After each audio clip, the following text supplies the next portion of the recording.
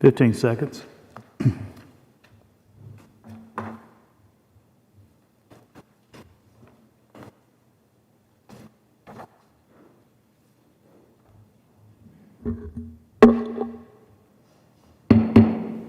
Good evening. I'd like to call the March 18th school board meeting to order. First business would be Pledge of Allegiance led by Mr. Jim Estes.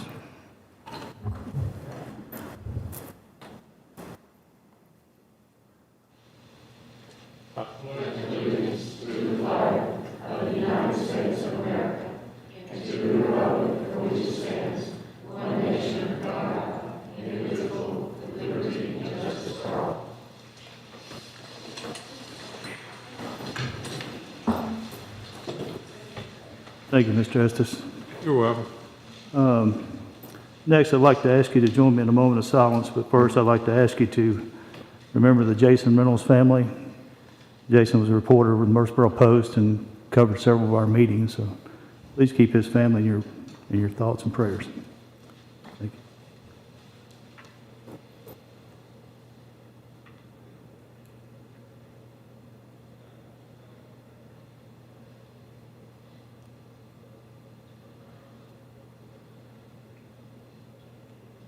Thank you. All right. Approval of the agenda. Do we have a motion? So moved, Mr. Chairman. Thank you, Mr. Estes. Second. Second. Thank you, Ms. Maxwell. All in favor, say aye. Aye. Any opposed?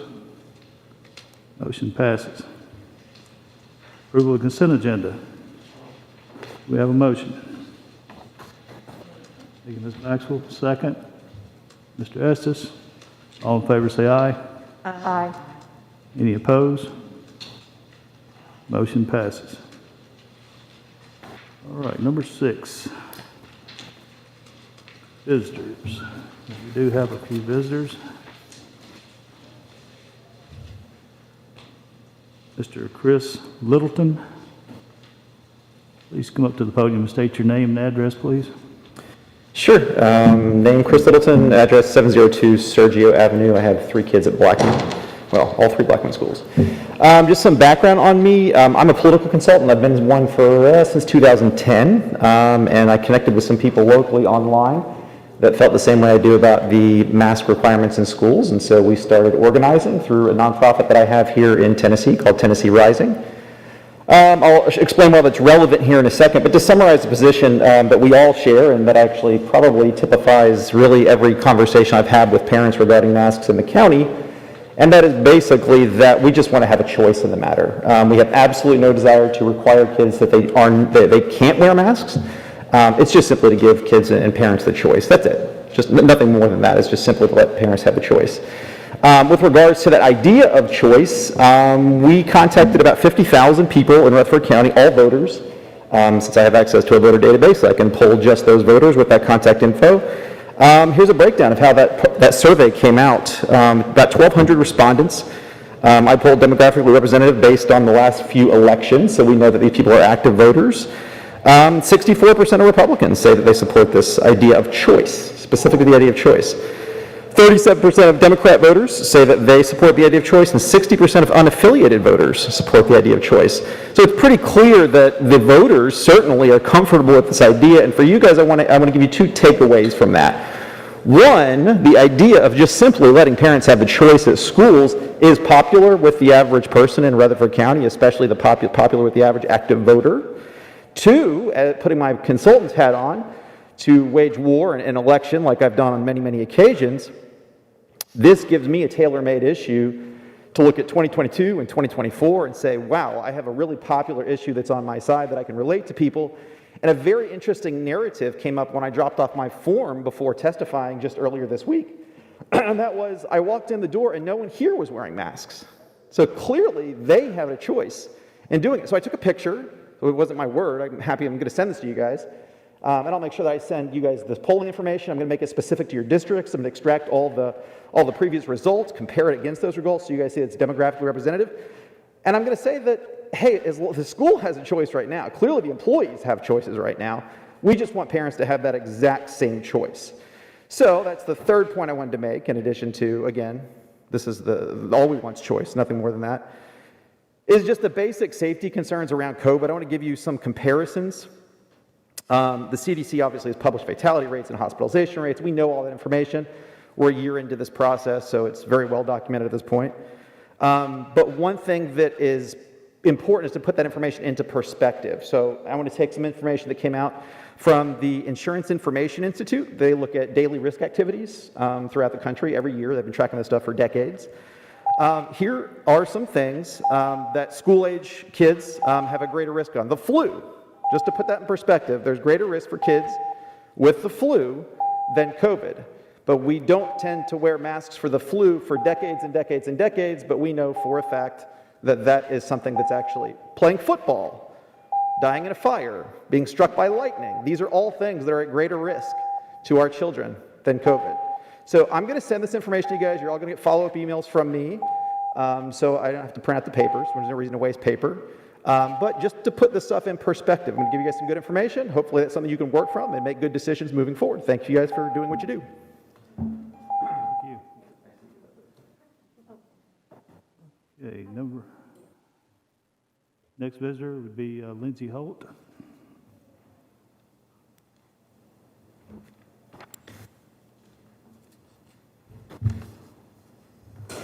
Good evening. My name is Lindsay Holt, and I'm here tonight to request a revision to the mask mandate currently within our school system. It is time to leave the medical decisions in the hands of parents and give us the choice of whether we want to mask our children. I have spent this last year reading everything I can get my hands on as far as the science is concerned behind masking. And time after time, the studies are showing that children have very low risk of acquiring SARS-CoV-2, spreading it to other children or teachers, or endangering parents or others at home. And most importantly, masking is proving harmful to children. We have gone from 2 weeks to flatten the curve to a year of mask mandates, 6 feet distancing guidelines, temperature checks, and waiting for someone to give you permission to hug your loved ones or tell you when it's okay to have a cookout in your own backyard. Are we doing all this based solely out of fear? What are the long-term effects of these mitigation measures going to be for this generation of children? Every family must make decisions that are most appropriate for them, and everyone has different levels of comfort surrounding the virus. Now that teachers who want to be vaccinated have begun the process, I'm here tonight asking for you to take this decision out of a mandate state and give the choice to families. Let us proceed in accordance with our own comfort level. We all must weigh the risks versus benefits of every decision we make every day, and it has always been that way. How is my child more harmful to her teacher than the preschoolers I teach every day who do not wear a mask? The only time my child is ever masked is when she is in a school building, because it goes against every fiber of my moral being. And it's a gut punch watching her walk into the building every day pulling up her mask. If my husband and I could afford for me to stay home and to be able to homeschool her, we would have done so in a heartbeat. But she has been in a classroom since she was a year old, and 9 days of wearing a mask, she brought home her very first stomach bug. 9 days is all it took of suppressing her immune system. Not to mention her mask that I wash every night, coming home with a grayish black mold stain around the nose after just 1 day of wearing it. The mask is causing issues with germs more so than a bare face would after having been touched and toyed with all day. With the county mandate now being expired, when is the school system going to revise the current policy? When are we going to realize that we have been one of the lowest risk places for this virus all along and should not be the last to step back on the mandates? When are you going to stand up and align with what the science states rather than what is the most popular opinion? Thank you for your time. And this evening, I'm leaving you with 2 pictures. One is the front and one is the inside of a mask. This is a child here in Rutherford County who came home from school on Monday wearing this mask. Thank you. Thank you, Ms. Holt. Next would be William J. Hill.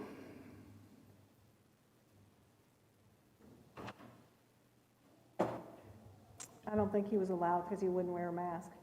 Oh, okay. All right, that would conclude our visitors. And Moving on to number 7. Spotlight on Number 7 is Spotlight on Education and Student Art Showcase.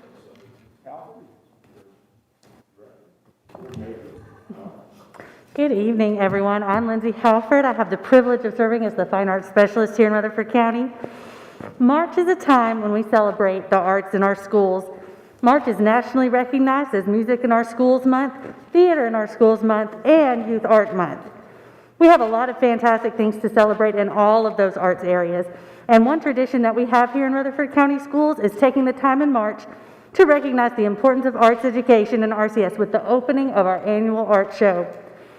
This year's art show is the biggest ever, with 78 pieces of artwork from student artists representing every elementary, middle, and high school in our district. Not only is this the largest show we've ever had, but I might venture to say it may be the highest quality show we've ever had as well. Many of our central office staff have commented on the quality of the artwork this year and wondered why it seems even more special than usual this year. Of course, we must credit our amazing art teachers for their work in the classroom and the administrators who support the arts programs in their schools. We can also credit the amazing talent and work ethic of our students. And it may be that this year, during a global pandemic, we have a chance to witness the true value of arts education in our schools. Art provides a way for us as humans to express those things that are difficult for us to verbalize and to work through our thoughts and emotions as we work through the creative process. You will see several pieces this year that are inspired by students' journeys through this unconventional year and themes such as overcoming challenges, personal growth, and hope.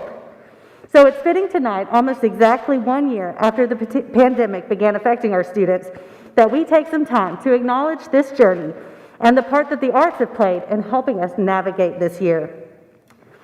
Before we view the artwork and recognize these amazing students, I would like to point out that while this year's artwork is physically on display in this building, we have also compiled all of the artwork into a virtual gallery so that students, teachers, and parents can enjoy it throughout the year.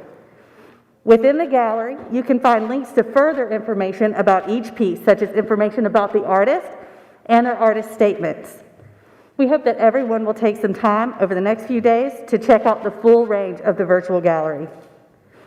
And now, let's view the artwork submitted for the 2021 Rutherford County Schools Virtual Art Show and recognize the students whose work has been selected to represent their schools and who have been so gracious as to let us host their work in our building this year. Jace Glisson.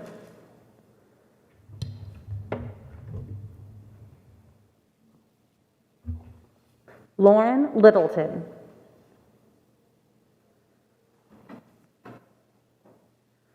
Ariana Woods. Oscar De Leon. Carla Rodriguez. Sing Leon. Ella Loker. Amelia George. Cooper George. Victor Diaz Acosta. Izzy McIntyre. Anastasia Slavova. Jaden Butrin.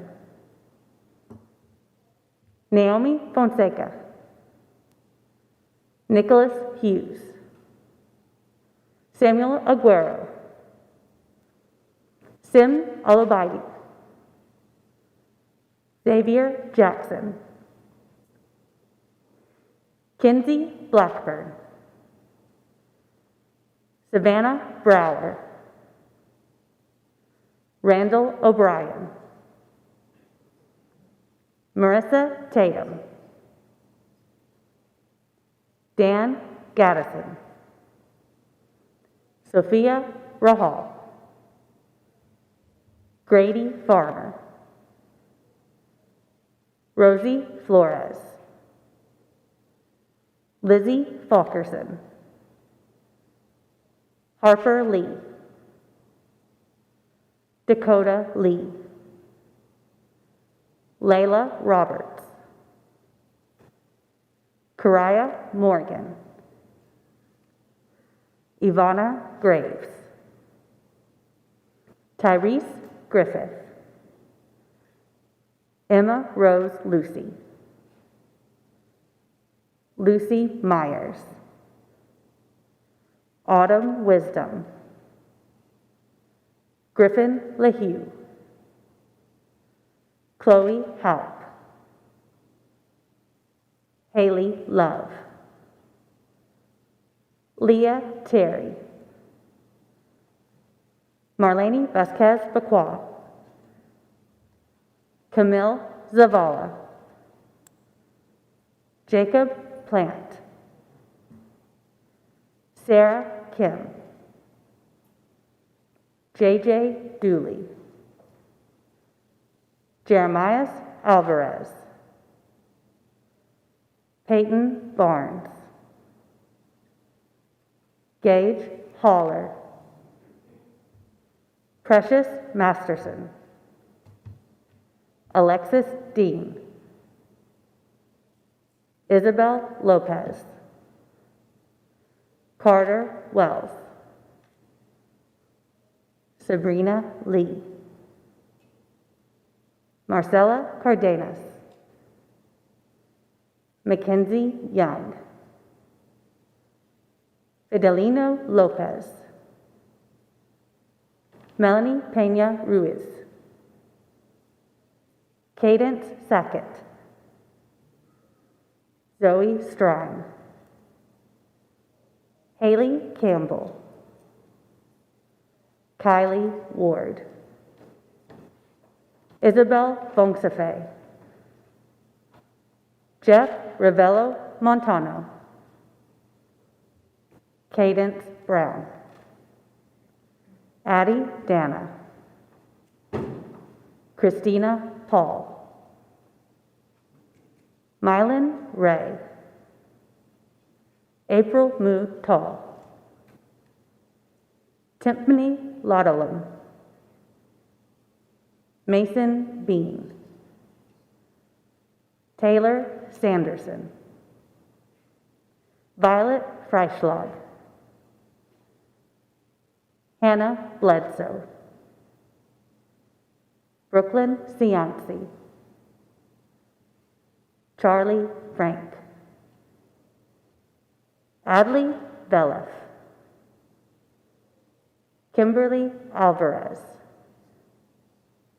Jacob Owen Bishop. Congratulations to all these students. Thank you for your time.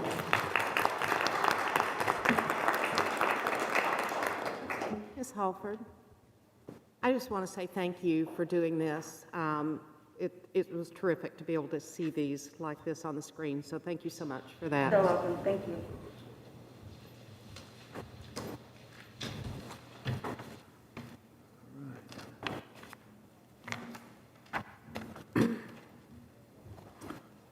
Okay, number 8 would be the mask mandate, and this is for discussion only.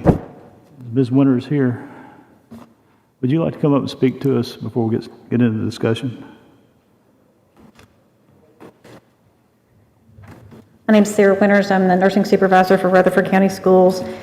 I don't have much to say on this, simply that despite relaxation of community mask requirements, the CDC and the Tennessee Department of Health have not changed their recommendations regarding mask use in schools. Our medical advisor, Dr. Castleberry at Murfreesboro Medical Clinic, encourages us to wait for the national experts in epidemiology to make their recommendations before we change our procedures. Thank you, Ms. Winters. All right, board, it's open up for discussion. Okay, well, Mr. Young, I'll go ahead and go first. I'm going to reference some notes on my phone, so I assure you that I'm not violating our cell phone policy, but I do have some notes on here. Of course, I'm Lisa Moore. I thank all of you for being here. Thank you to the parents that came and spoke, because I don't mind stating at all that I echo their concerns completely. I'm going to do something to kind of, first of all, set a record straight here, since it seemed to be enjoyed so much that people wanted to make fun and criticize about how I read a letter from a chiropractor at the last meeting that this was a topic of discussion when people didn't stop to listen long enough to realize that I was indeed reading a letter from a parent that felt very much like the parents that have spoken here this evening, not because he was a chiropractor, but because he was a parent. So this evening I'm going to read you a quote from a doctor friend of mine, a medical doctor, who has spent many years practicing OBGYN medicine. And I asked him to share with me what his position was on masking our children. And I'm going to paraphrase here and shorten it up because I don't want to take up too much time. But his response to me was, when I asked him, what is your position on face masking and specifically our children in the schools, he said, I don't know what to think. There don't seem to be any honest experts out there anymore. I do think it's a good idea for people at risk to wear them, but people who are sick shouldn't be out anyway. Otherwise, my gut tells me that the rest is a total waste, and making little kids wear them is ridiculous.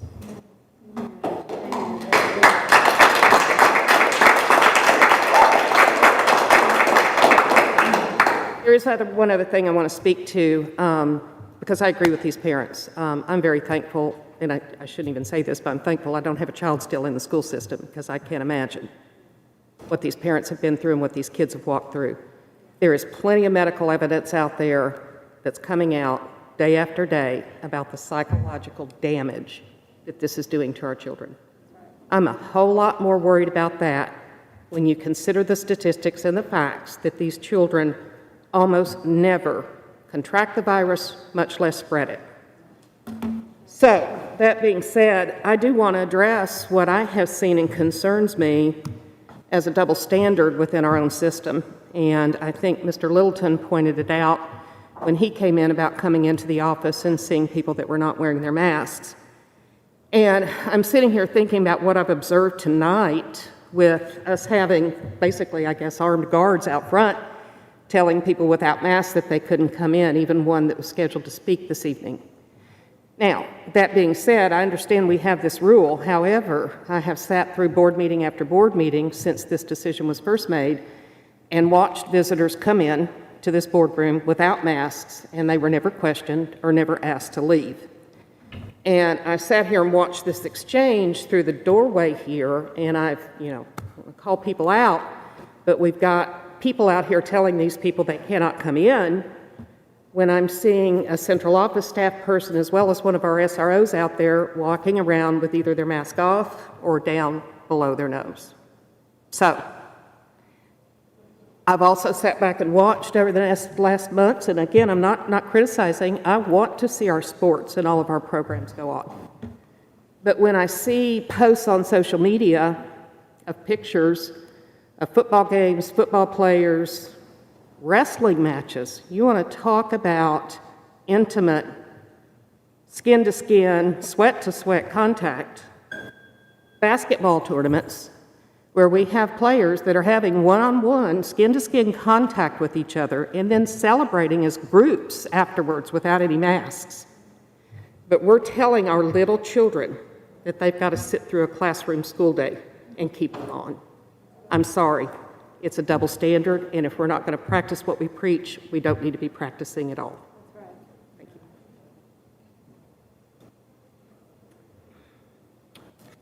I would like to see us, I've been disheartened by some of the stories of the kids, and I feel terribly for everybody because I don't think anybody likes these things. And I don't know that we're just supposed to discuss tonight, but I would like to see us put on the agenda next month for an actual vote to when we can give parents an end game, when we can finally decide, okay, we're not going to do it maybe right now, but maybe we're going to do it by summer. But at some point, I think we have to be prepared for the future. And I would like to give all of our community and all of our kids, especially since we're going to have summer school, an end game of when they can have, if you want to wear the mask, no one is going to tell you you can't wear a mask, because if that makes you feel more secure, go for it. But we need to give those parents who are frustrated and they've hung in with us all year long an end game. So I would like to see us put it on the agenda so we can really have a vote to decide when we want to make it mask optional. I'd like to jump in and kind of give some clarity of where we are currently, not in Rutherford County, but where we are as a school system. And bear with me, this is beginning of January up until today. In the week of January the 4th through the 8th, as far as students are concerned, keep in mind, we currently have somewhere around 30, how many thousand? 36,000, 35,000 that are in person. 95 cases of positive. January the 11th through the 15th, 217 cases of positive. January the 18th through January 22nd, 70. January 25th through the 29th, 97. February 1st through the 5th, 116. February 8th through the 12th, 112. February 15th through the 19th, 11. February the 22nd, 26th, 120. March the 1st through March the 5th, 50. March the 8th through March the 14th, 60. March the 15th through the 18th, 54, for a grand total up until today of 1,002 currently that have positive cases. Now, the staff is a little bit different. Our staff only had totally 81 cases over those days. We have seen an improvement. We really have seen an improvement. Now, I'm like you, Ms. Matthews, Ms. Maxwell, I'd like to see the day where we can say, quite frankly, I think, of course, I'm not a doctor or anything, but I think perhaps maybe by the summer, in our summer programs, that, in fact, Dr. Sullivan and I talked, unless something doesn't change drastically, I don't anticipate them having masks.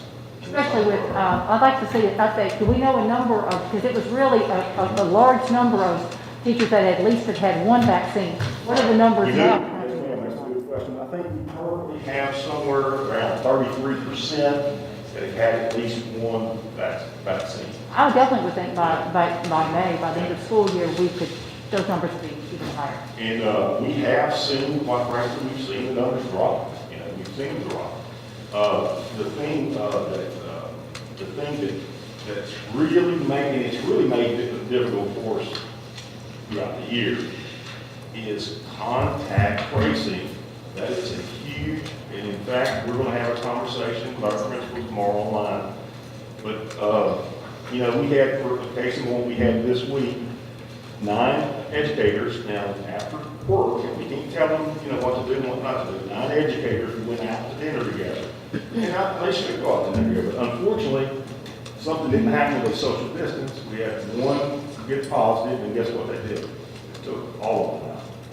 And that makes it difficult, for us to serve our kids in our classroom. So I have seen some positive things happening.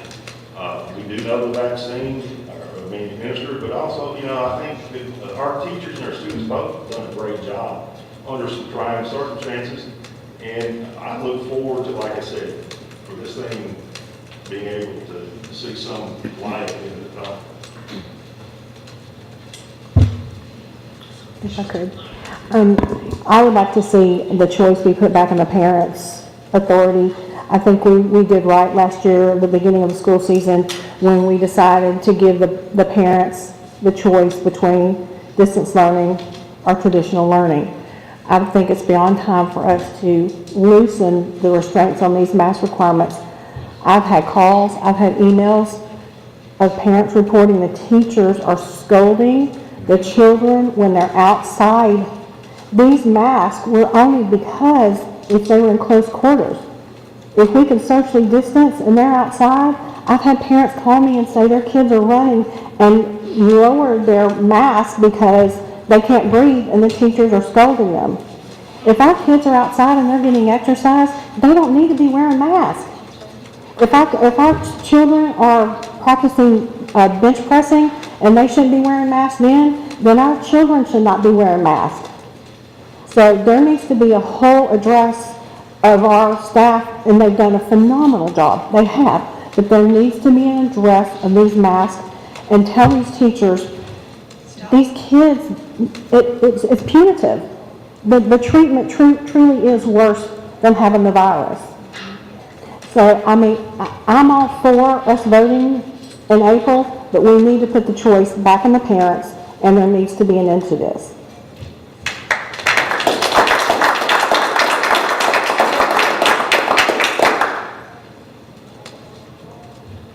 Any other comments, any other discussion? Can this be brought up for a vote? I mean, I'm a little confused. Now, Ms. Bratton, I actually had requested originally the chairman to put this on the agenda, and the decision was that we would put it on the agenda for this evening just for discussion, and that we would have it on the agenda for the April 6th board meeting to come to a vote. Is that still correct, Mr. Chairman? Yes, we wanted to have some discussion, make sure we've done our due diligence before we put this to a vote. We are not voting tonight. Okay. We're just here to discuss and make sure that we all have had the opportunity to ask questions and understand what's going on. If there's any other discussion, we... Mr. Chairman, I would just agree with Ms. Maxwell and Mr. Spurlock. I think that, and Ms. Sharp, I think that giving parents the opportunity and the information to make that decision, as when we made this decision, this policy change, I wanted something to give us a roadmap to end this. Unfortunately, we don't have that, but I think that it's absolutely past time that we find something that would be agreeable so that our students can get back to some kind of normalcy. But at the same time, for those families who want to keep their children in a mask, I think that they should be allowed to do that. And it's my understanding that before this, we didn't have anything in our policy for that. So I think that needs to be addressed as well. Yes, I have it over here.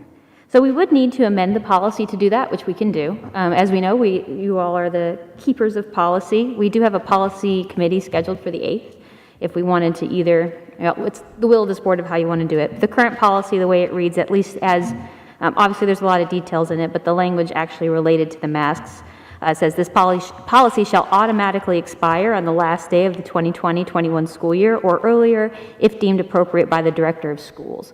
So we built in an expiration date for the end of the school year. So if we wanted to modify that, we could, but it would take a policy change, which again, that's within y'all's power, so we can make that happen. It's up to you. But this is a policy. It is a policy. Okay.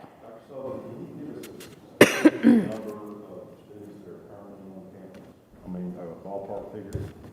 Of our distance learners, our traditional learners are about 34,000, and then we have 12,400 or 500 that are distance learners as of last Wednesday when we did our last staffing report.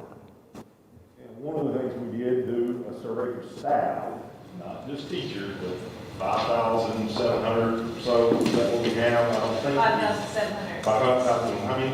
5,706. Okay, Mr. Evans, you're the only one that has the data, so tell us what we did there. We had 4,302 responses as of right this minute, and of that, and that's about 75, it's more than 75% of our employees. And we have 60% of employees who are in favor of maintaining the mask requirement for the remainder of the school year, and then of course the 40% that are the opposite. The survey asked one question only, yes or no, do you support maintaining the mask requirement for the rest of the year? And that's all that was asked. So that, Which part? 60% are in favor of keeping the mask requirement. okay. We had 4,300 respondents out of about 5,700 employees. Okay, thank you. So for me, I think, if I may, Mr. Chairman, that begs another question. We surveyed our staff, but did we survey parents? No. And they're the ones that ought to be making the decision for their children, not the teachers and not the system. That's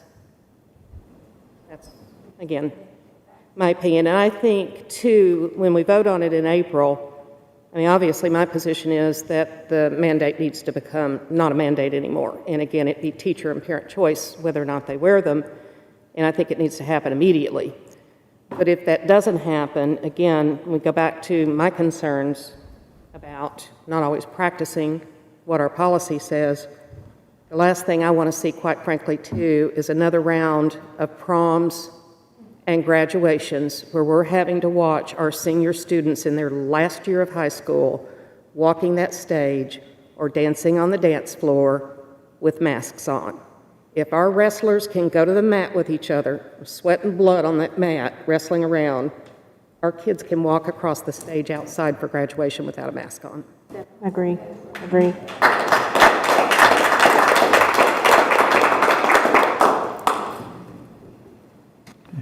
Any other discussion?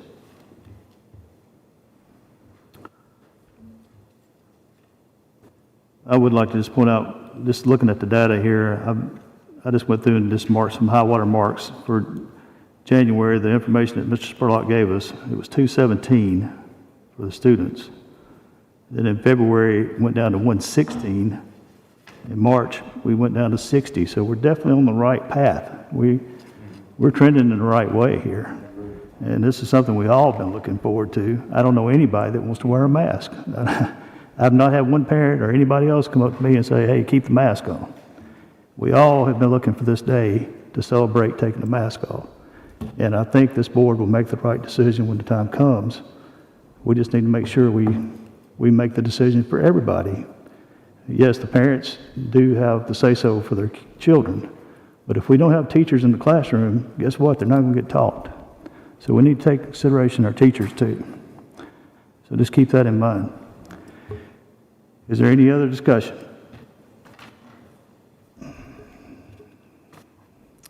All right, moving on to number 9. Our number 9 was brought up in our previous board meeting in February. Foreign exchange students is found on tab 2.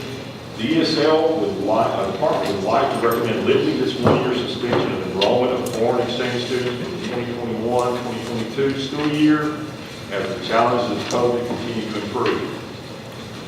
Motion to approve lifting this 1-year suspension for the foreign exchange students being enrolled in Rutherford County Schools for the 2021-2022 school year. All right, any discussion? So moved, Mr. Chairman. All right, do we have a second? Second. All right, I think I had Ms. Maxwell here first, but do we, all in favor say aye? Aye. Any opposed? Motion passes. Number 10. This is curriculum instruction, information found on tab 3. This is about our learning management system. After receiving feedback from our educators regarding our current EMS learning management system, which is KIDM, and after consultation from our learning management system review committee, the instruction department is requested to purchase Schoology, operated by Power School, to serve as our learning management system for the 2021-2022 school year at a cost of $208,520. While we do not like transitioning platforms after 1 year, a different platform is being requested to meet the needs of students and teachers in Rutherford County Schools. Funding for this purchase is pending approval of funds for ESSER 2.0. Once funding is received, training and implementation will begin immediately for preparation of the 2021-22 school year. Motion to approve the purchase of Schoology for 2022 school year at a cost of $208,520, pending the ESSER 2.0 funding approval, and we should know something here in the next few. If I could. Dr. Sullivan, because I've had a couple of constituents that asked because they knew that we had bought KIDM, some of them that actually work in the system, and Dr. Sullivan and I have had a conversation about that. And if you would, Dr. Sullivan, can you just give us a quick rundown for the benefit of those that are online that knows what happened last year and then why we're going to a new one? Yeah. So we, last year, of course, had our CARES Act money, and that was not earmarked to begin until after July 1st. So that really hindered us with how quickly we could purchase something. And because every district pretty much in the nation was struggling through the same thing, the platforms couldn't meet our timeline. It would have been October, November at the earliest we could have been rolling. We started looking at our platforms in October, November, and for 6/12 was our original thought, to find a platform that we could get our kids used to as they went to college, because it is honestly a little embarrassing that beforehand that we haven't had a platform. As a kid goes to, whether it's a 2-year or a 4-year, they haven't had an interaction with its D2L, Canvas, whatever company you want to. We need to make sure our kids were prepared for that. And so we formed a committee to look at 3 or 4 different ones, met with districts across the state and in other states as well. Schoology was one of the 2 that we really looked at, and with Skyward being our student information system, Williamson County uses them as well and have had pretty good success with that integration, and that's something we wanted to go ahead and make sure that our integration would work. For timing, we do want to make sure that since we can purchase this out of ESSER, that'll give us the availability to train teachers much earlier, but the whole intent is not for us to be using it like we're using it right now. We are using it right now as a way to communicate with our distance learners. By that point, hopefully, we will have distance learners in our virtual school, parents who still want that, and teachers back in traditional would not be using Schoology like they are using Kidem or Teams or any of that right now. It would truly just be a place for teachers to provide content if they needed it. It wouldn't be that one-stop requirement that people have to, because that wouldn't be the environment we would be teaching in eventually. So I have a question. I'm not sure, I guess it would be for you, Dr. Sullivan. So is this Schoology that we're getting ready to vote on tonight, is it replacing Kidem? It is. We will still have Kidem K-5 because it was part of our ELA adoption for kindergarten through fifth grade reading. It was included so that is kind of the online part, but that can be integrated anywhere. It'll be replacing Kidem, and we will not be using Kidem for anywhere other than if we needed to find an online version of our reading program for kindergarten, first, second, third, fourth, or fifth. Refresh my memory, how much did we spend on Kidem? $250,000. We even met with them to look at costs. Their costs were still more than this current group, which is much more. And so for us to pay more money for a program that wasn't meeting our needs was not something we were comfortable doing. So is this number something that's going to be like an annual renewal then? We're not paying this as a flat fee to get this program? This would be an annual renewal if we chose to use it. With the potential of ESSER 3.0 funding, we would go ahead and look at funding it for 2 to 3 years so that we were not having to switch on our teachers and our parents so that we could have consistency across the board. That's what we're looking for with the other ESSER funding. Thank you. The other question? Yes, sir. Mr. Sullivan, the teachers will be able to do everything on this one program? Yes, they will. We are purchasing something for grading as well. It'll be backwards compatible so that they enter their grades into Schoology that they would then go back into Skyward. We surveyed our elementary teachers, and it was less than 20% that wanted to stay with Kidem. Thank you. Any other questions? All right. Do we have a motion? So moved. Ms. Sharp, do you have a second? Mr. Estes, I'm sorry. both of us. Okay. I'll put Ms. Sharp as the motion, and you want to second it, Mr. Estes? Yep. All in favor, say aye. Aye. Any opposed? Motion passes.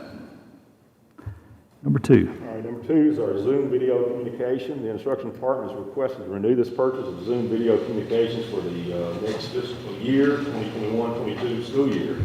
Motion to approve the purchase of Zoom video communication for the 2021-2022 school year. I'll say about Zoom and Teams and those things right there, I think if anything that we've discovered, one of the things we've discovered, we can do more communication with less interruptions, with someone having to travel here to the central office or us travel, and be very effective in communicating. So that's one of many things that we've improved on during this pandemic. Right, do we have a motion? Thank you, Ms. Maxwell. Do I have a second? Thank you, Ms. Bratton. All in favor say aye. Aye. Any opposed? Motion passes. Number 3. Our number 3 is our Rutherford County Virtual School Co-op Agreement. Rutherford County Schools Virtual School seeks permission to add athletics to students beginning in the 2021-2022 school year. This will allow Rutherford County Schools Virtual School to offer its students many of the athletic opportunities afforded to students at other RCS high schools and middle schools. It is confirmed with the TSSAA that a virtual school is eligible for membership.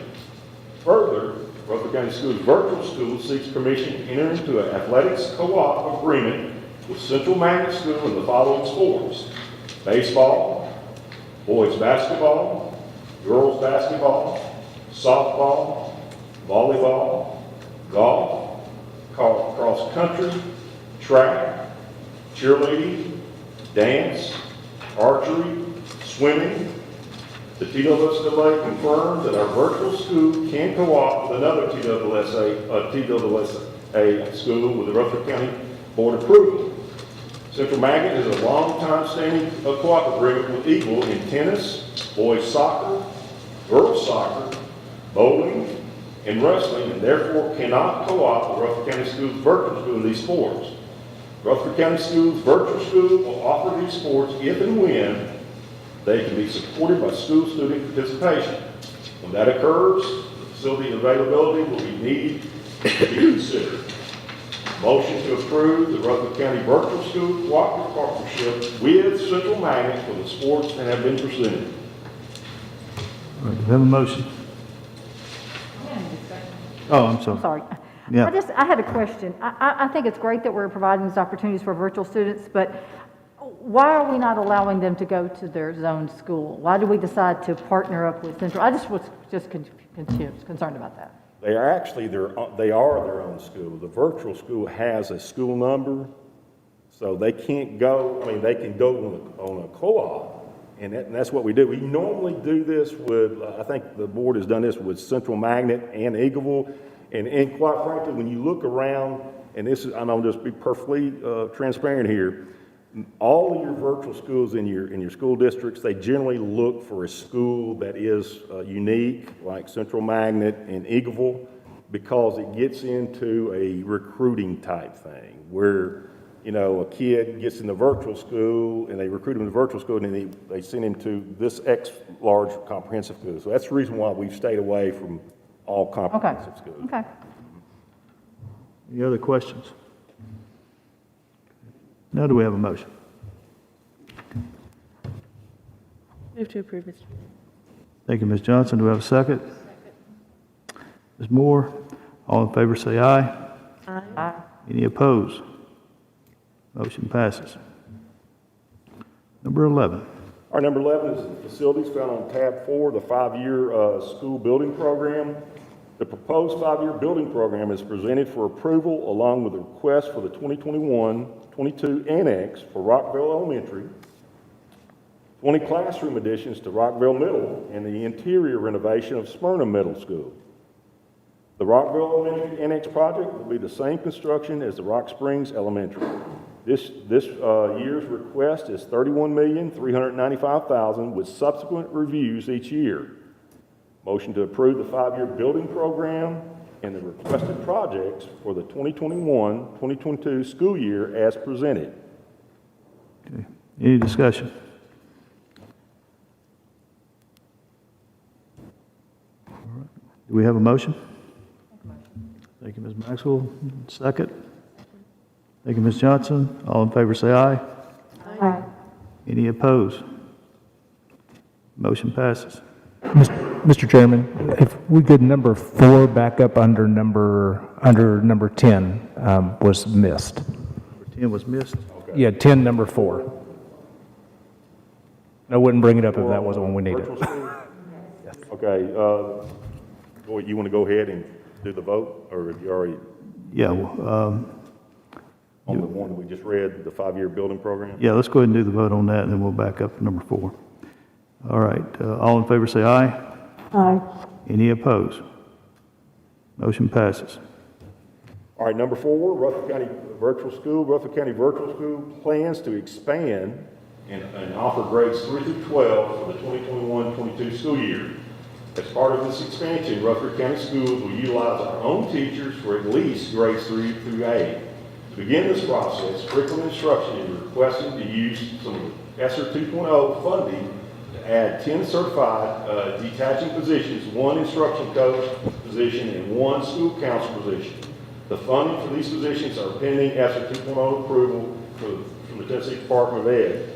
So that we understand, we normally do not add positions that is non-recurring revenue. However, we do know this, that for 1 year, that virtual school is going to grow, and it will recoup.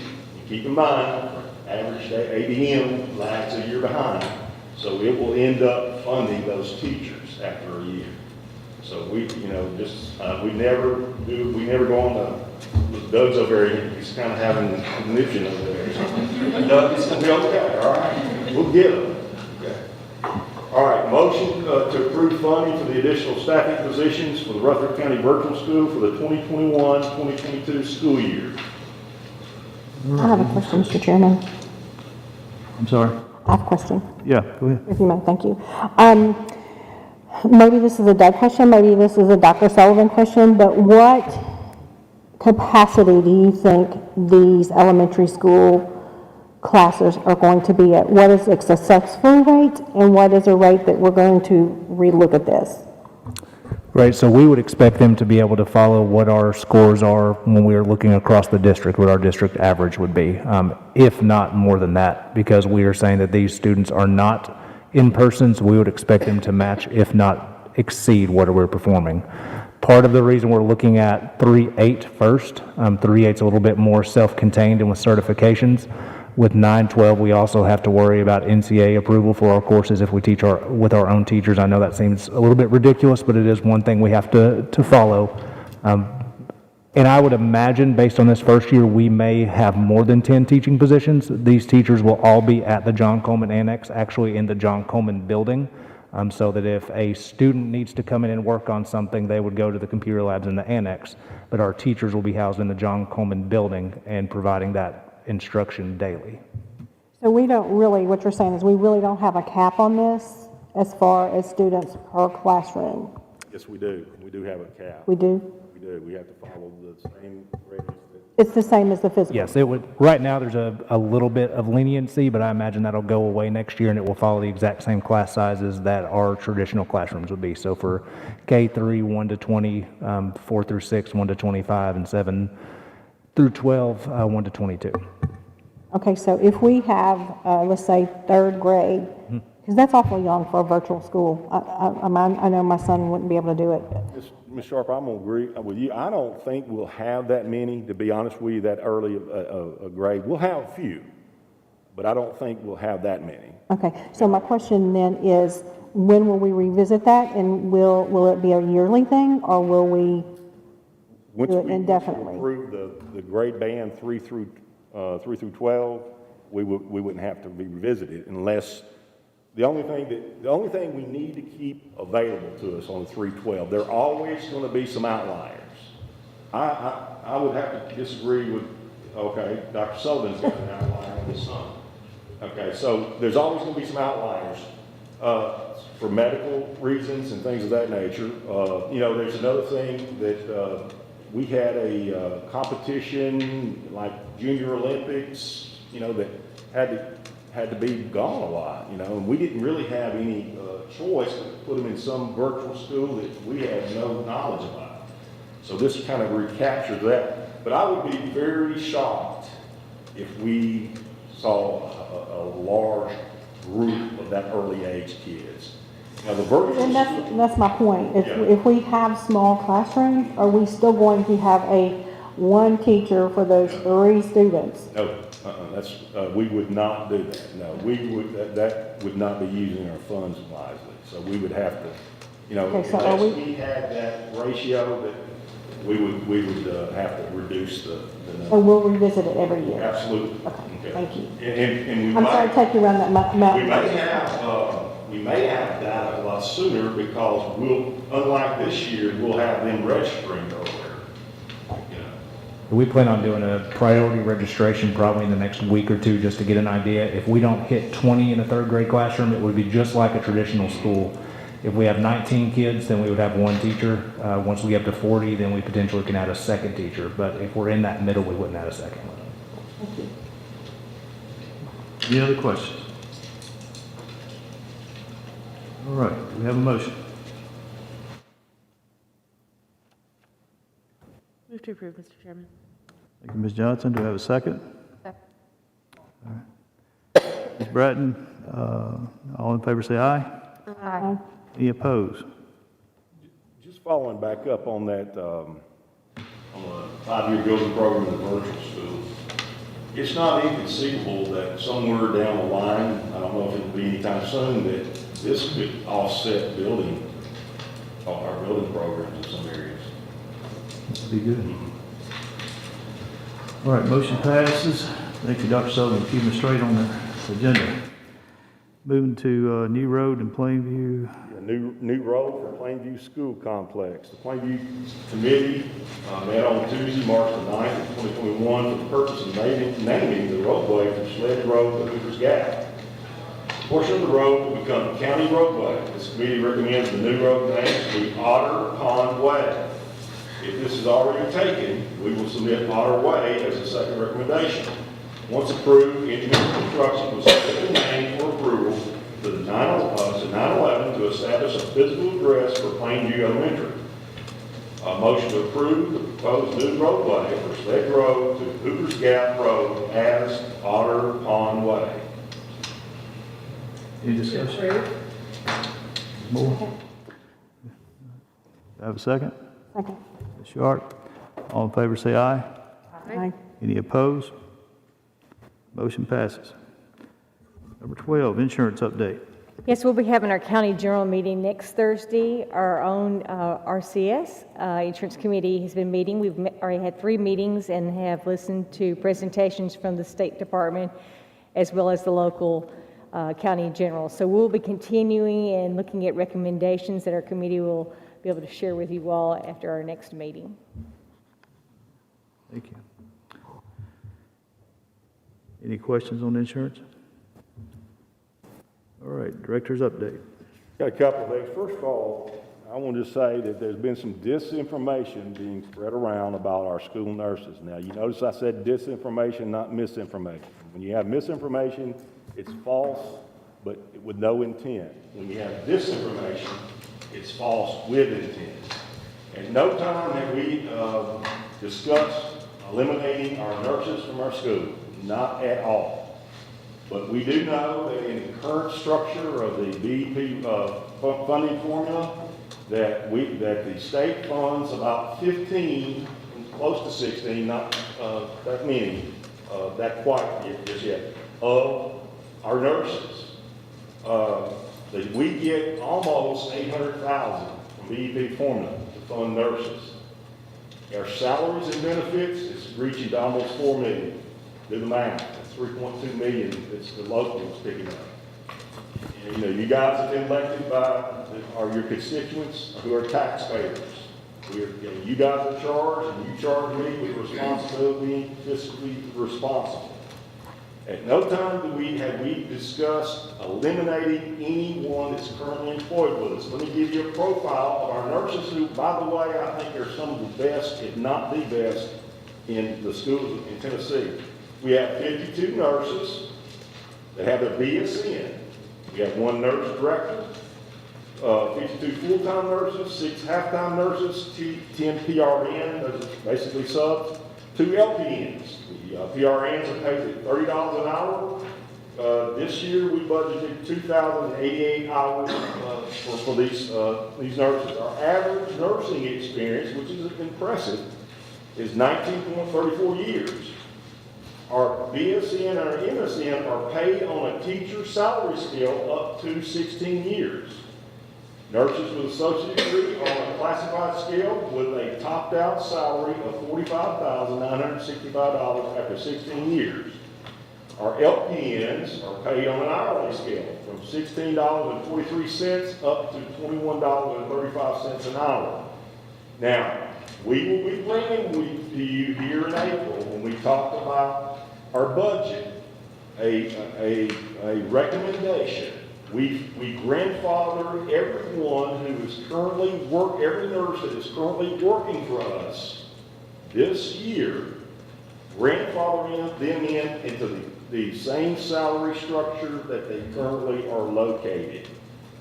Anything going forward with growth and, growth and people leaving us, they would go on the new scale. Now, I will tell you, we have taken, and you've got a sheet here in front of you that currently looks at nurses' salary comparison.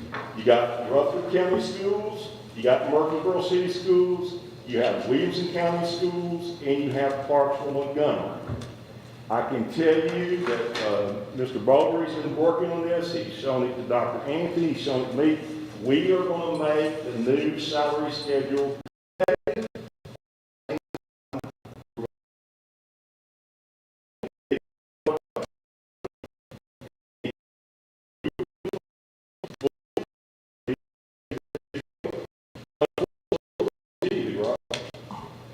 as we have nurses in our schools. And if the BP is not restructured, it's going to be very challenging for us to continue down that road. So what we're doing is we're trying to be fiscally conservative by looking at ways we can still provide the value of our product, but do it in a way that's more palatable to our budget. And Mr. Vogler is working on it, and he's showing it to me, and we're going to make it very competitive. Last thing I'd like to say, I'd like to congratulate Ms. Maxwell. I got a call, I think it was either last week, week before last, where she received some grant money from the state to help fund her camp. You might want to tell them what your camp's called there. It's called Camp Wonder, and we're going to have a meeting tomorrow, and I'm going to work with the director I've been working with over at Katie Cooper, over at Discovery Center with Ms. Kazabowski, and we've got 3 dates, but I've now sent 2, only 2 will really work. So we're going to pin it down and get the date, and then we'll be able to let all the parents know and the teachers know at the different schools. It's open to middle schoolers through college, high school, up until they would leave the school system. So they could be 20 years old or 21, because they can stay in our system till they're 22. But it's going to be held at Riverdale School, and it's going to be an entire week. And we're just going to have lots of activities there. Discovery Center is taking the lead on providing the curriculum and the teachers, and I'm providing myself, some helpers, and some peer tutors. And so we're hoping to have at least 1 peer tutor for every 2 kids there. So they've got their buddies. It's a buddy system, basically, and the kids love it. And 2 years ago, we did it on a very small scale. There was just 10 kids, handpicked, and it was at Discovery Center, and it was a blast. And I would tell you, 7 of those kids had never been to any kind of camp, didn't know what Discovery Center was, didn't know that they could ever do something like this. And because of the grant and because of we've had some outside monies as well, those kids are going to get to go for free. They're not going to have to pay for anything, and we're going to provide lunch for them. So I'm very excited. I wish we could open it up to 50 kids, but we're probably going to have to keep it around 20. Maybe 25, but I'm excited. I mean, absolutely. I have wanted this all year long, and just to see, we are almost there. So I'll have more information going forward, because by the next meeting, we will have pinned down what week it's going to be, and we'll get the word to the schools so the parents have time to see if they can want to the camps. Thank you, Director. This is being considered.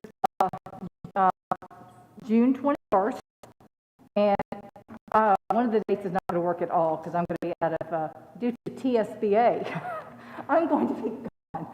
So the other one, a date was in July, and I believe it was July 9th. So, am I right that, Katie, Ms. Kazabowski? Okay. Ms. Maxwell, it's just a one-day camp then? It's a 1 week. No, it's 1 week. Oh, a week, 1 week, okay. So that's the week of? Yes, Okay. the week of, yes, so yes. Good information. Number 14, TLN. Ms. Brad? Yes, I've been looking into a couple of bills that have been presented, and I wanted to alert you on just a couple of them to keep in mind. One thing is Senate Bill 769 from Senator Hensley.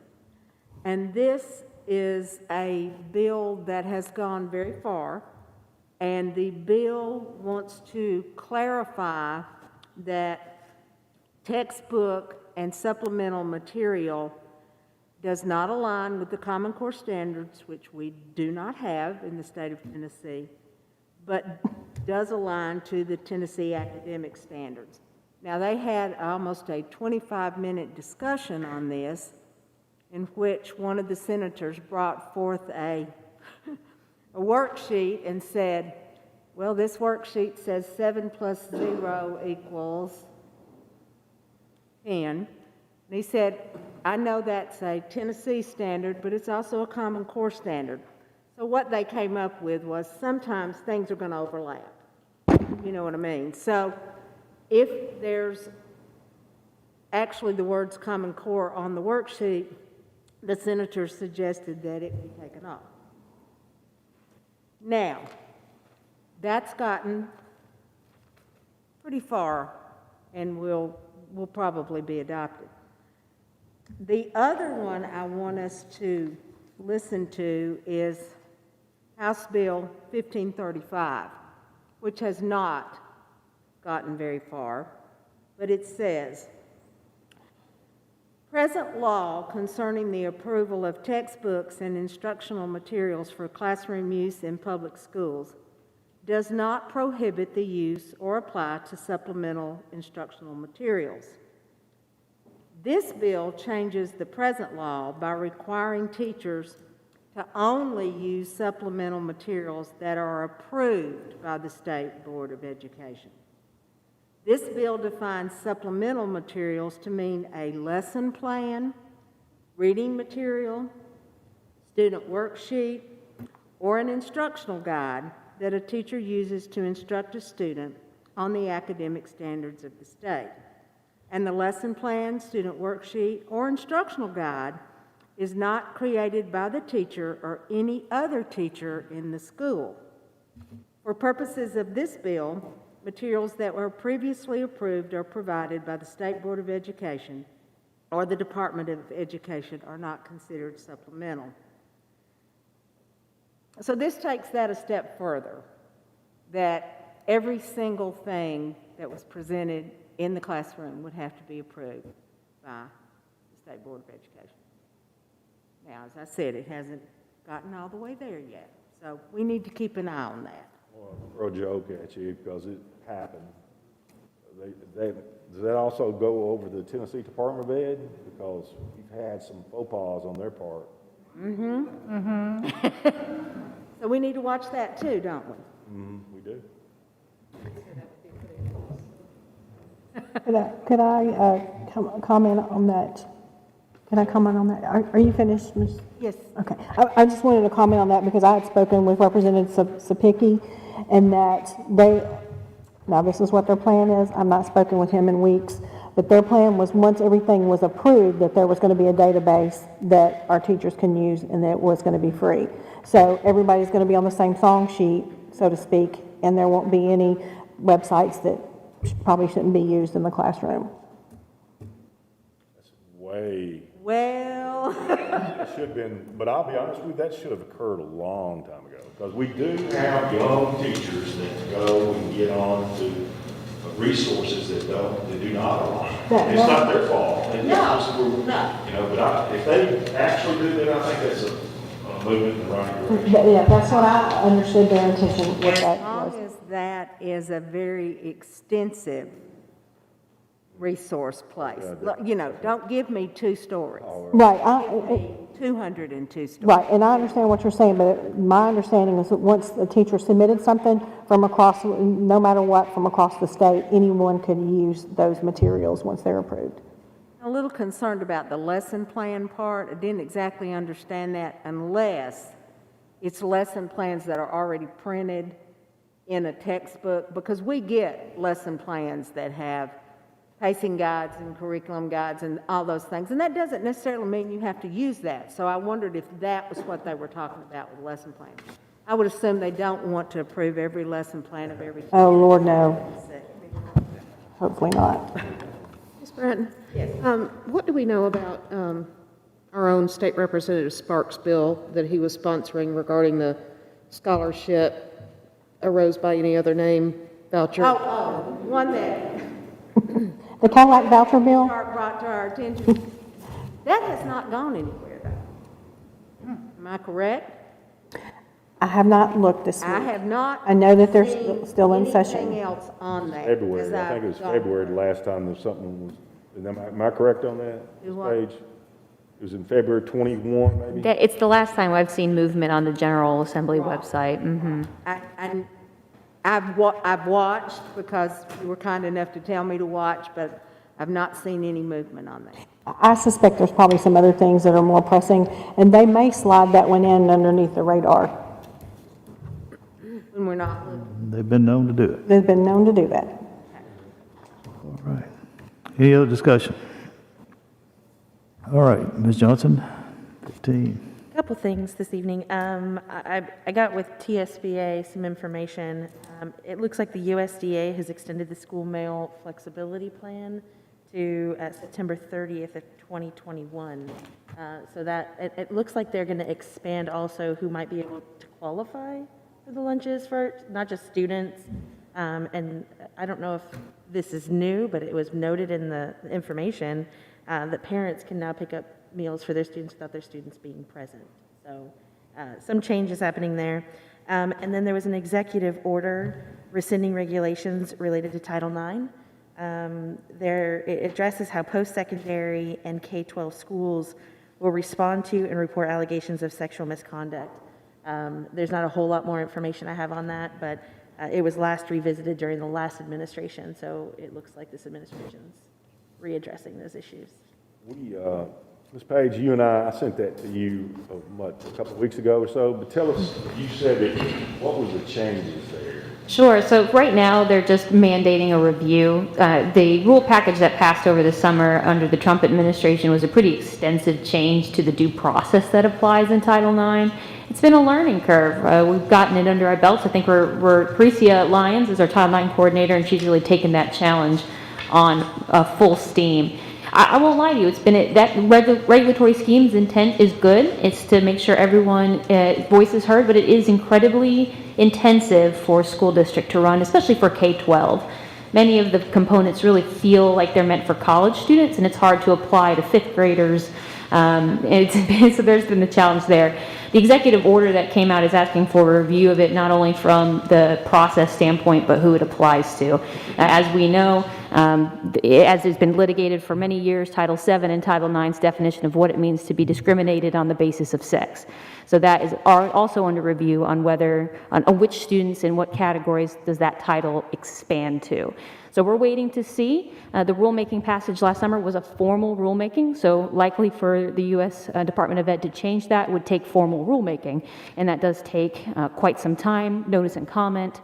So we'll see a change, but it may be another year before we see anything like that. In the meantime, we may get some OCR guidance or Department of Ed guidance giving us definitions of how they expect us to apply the regs as they are now. So we'll keep you up to date on those as they go. Parisi has done a great job of that. And Dr. Anthony has recently attended a training with us too. So we're slowly becoming experts, one day at a time. Any other discussion on FRN? I do have one more thing. We do have a new Secretary of Education, Dr. Miguel Cordona. He hails from Connecticut. He got his doctorate from UConn, and he evidently is a superstar. He was named principal at 27. So it's going to be interesting to see what comes out of his department. He took the oath of office on March the 2nd, so should be hearing from him soon. Hopefully it'll be education friendly. All right, general discussion. Chairman, I think this probably be a question for Mr. Bodery. You were kind enough to leave us a budget schedule. It's that time of year again. I'm so excited. I know you are too. And of course, we have two brand new board members that have never walked through budget time together. I just want to make sure I'm understanding the schedule here because I was kind of looking over it. On how many funds do we have in the budget? Because I see that you've got 3 referenced in this schedule. There's more than that, right? That's correct, but those are the ones that have an annual budget that the board would set. So therefore, we would go through each of those. Then obviously, we've got the capital project fund for the building construction goes with the 5-year building plan. That doesn't have an annual budget. It's funded with a debt issue that the county commission would set. But these are the funds that the school board would have an annual budget over. Okay, so it's got that 143 is the centralized cafeteria fund. Yes, ma'am, that's correct. 177 is the capital projects.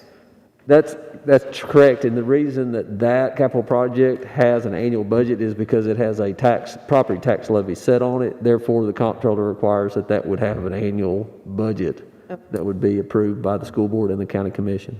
But the board has to approve the entire budget, correct? That is correct, ma'am, yes. Okay. So if I'm reading this correctly, it looks like we're only having one meeting to discuss the budget before it goes to Health and Ed or to the commission? Perhaps I'm not reading this correctly, so I just want to make sure that I understand. We're having 3 meetings. Okay. We're having April 6th for the first 2 funds, 143, 177. Okay. Once you review those, then we're coming back April 12th, and that would have time for the board to then, if you had any questions or changes that you would like on those first 2 funds. Okay, so April 12th says budget workshop fund, so I guess that's what was throwing me off. Is that going to be all the board members in attendance? Yes, ma'am. That is a budget workshop that since the general purpose school fund, the 141 fund is our largest fund with a budget, we would then have that entire budget workshop dedicated to going through that one fund and answering questions and highlighting any changes for the 141 fund. If there was any questions on those first 2 funds, on the cafeteria fund and the educational capital project, that could be addressed as well. Then at that point, it would give the board time to go home and look through, think about any thought that you wanted to have, or if there's a change. At that point, we will come back on April 22nd in the regular board meeting, and it'll have the proposed budget for all 3 of those funds that the board has reviewed at that point. Okay, got it. Thank you so much. You're welcome. I'd like to ask a newbie question. Where in this do we give teacher raises? That's the 141. 141, thank you. Yes, ma'am. And that's in the cafeteria employees, that would be in the 143 fund, ma'am. 141, thank you. The way Mr. Bouldery has got this set up, I'm going to tip my hat to him. He's going to bring you and look at, the first thing you always do with a budget, you should look at revenue. He, hopefully, sometime in early April before our first meeting, he'll get a projected ADM for the following year, next year, because it's based on what we got now. We hope that we're held harmless. However, we do know currently, I think, was it 259 we were down from this time last year? Yes, sir. That's when we were looking at it this morning, is we're down about 259 from this time last year in the 6th period. In April 6th, should be getting our estimates for BP. There's a lot more rural systems than there are urban systems, so they will be pushing hard for, and if they hold them harmless, they'll obviously hold us harmless. So we hope that they do that, because no one wants to use non-recurring funds to balance something that can get you in an issue. Any other questions? Are we still in general discussion? I'm sorry. Are we still in general discussion? I'm sorry. Yeah, general discussion. Okay, I've got a couple of comments to make. Going back to the nurse salaries and comparison. Thank you, Mr. Bodery. And I know if anybody can squeeze something out of a nickel or a penny, that you can do it. As a taxpayer, this plan sounds good to me. As a parent, it gives me heartburn. As a school board member, it gives me heartburn. Because I'm just going to be honest, I don't really care what these other counties are doing. They're not going to assume the risk that we're assuming. And this is probably not one of the areas that we need to cut and lower salaries. I guess that's a board decision, but as we lower these salaries, we will be lowering the pool of really good candidates for our children. And we, from what I understand, have a lot of medically fragile students. The general population doesn't understand that we have students that take breathing treatments, they have stomach tubes, they have catheters. There's a lot of students in our system because we're a public school system and we take them all. I'm guessing this needs to be probably top priority as board members as we talk to our legislators and those that fund us, because we are mandated for these nurses in our schools. I just think we need to be very, very careful on this when we're looking at reducing pay on this. And our legislators, if they're going to mandate for this, then they need to fund it. And we need to start talking more about these unfunded mandates that are handed down from the state. That would be a big help. We've had conversations with every one of about nurses. In fact, I think there may be some legislation going through. Was it like cutting in half? Yes, sir, they've got a bill up there right now that is trying to get more funding for nurses, but they put that up every year. It gets flat down. Yes, sir. Mr. Buttery, you have any experience in the medical field? I was a registered respiratory therapist, but before I became an accountant, that's what, between the GI Bill and working full-time at night at Cookville Regional Medical Center as a respiratory therapist, that put me through college to get an undergraduate degree and started my journey in accounting. So I've got a lot of experience working clinical in a previous life with healthcare. My mother was a registered nurse that retired after over 35 years. My father was a hospital administrator. I was around medical, clinical, and nursing, all that I grew up around it. Any other general discussion? Hearing none, we are adjourned.